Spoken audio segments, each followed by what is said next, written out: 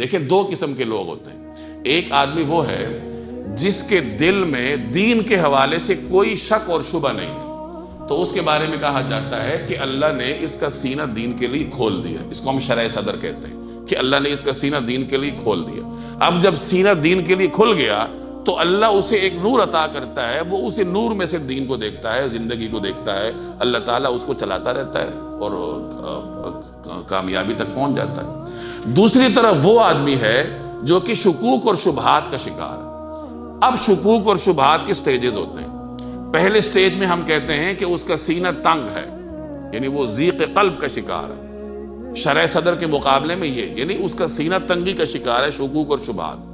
اب جب وہ ان شکوک اور شبہات میں مبتلا رہتا ہے، ان سے نکلتا نہیں ہے، شکوک اور شبہات کو پروان چڑھاتا رہتا ہے، تو آہستہ آہستہ اس کا دل پتھر کی مانند ہو جاتا ہے، سوچنے سمجھنے کی صلاحیت ختم ہو جاتی ہے۔ پھر ہم کہتے ہیں کہ اس کا دل پتھر کا ہو گیا، قساوت قلبی کا شکار ہو گیا۔ تو یہاں اللہ تعالیٰ شرح صدر اور قساوت قلبی کا موازنہ کر کے بتا رہا ہے کہ دیکھو ایک آدمی کو اللہ نے شرح صدر کی نعمت دی ہے، ایک آدمی قساوت قلبی کا شکار ہے، ظاہر ہے دونوں میں فرق ہے، اس کا انعام الگ ہے اور اس کی سزا الگ ہے۔